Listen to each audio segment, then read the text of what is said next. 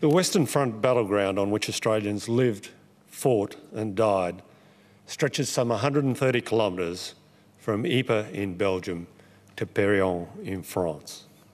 In the spring of 1918, fierce battles raged in the areas surrounding Villers Bretonneux.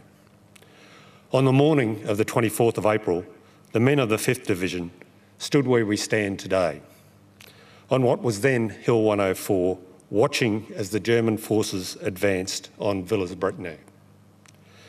Exhausted British troops did their utmost, but could not hold the town, and Australians of the 13th and 15th Brigades were called to counter-attack. Despite the heavy fire, hand-to-hand combat and barbed wire entanglements, the Australian-led counter-attack was successful and the Germans withdrew. By the morning of the 25th of April, Villers Bretonneux was surrounded, and by the following day, it was back in Allied hands.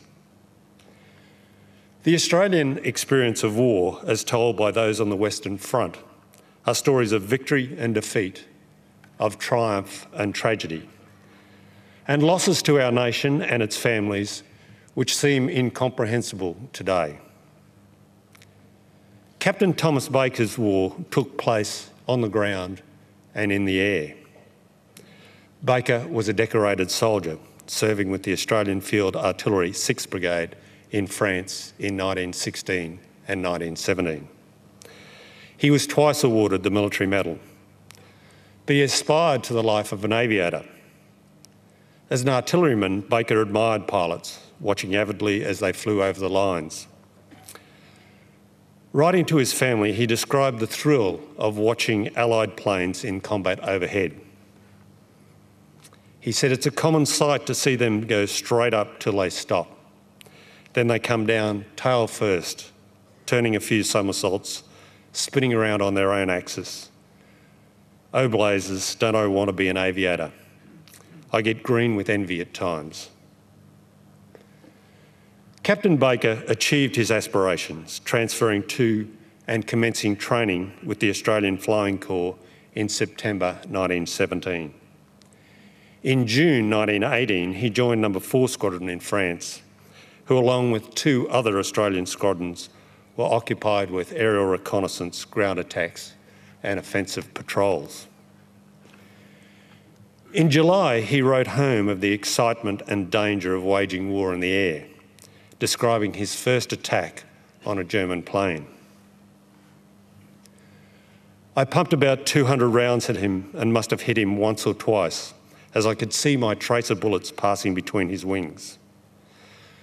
When I turned round to come home, dozens of machine guns and hundreds of rifles opened up on me from the ground, as did his anti-aircraft guns.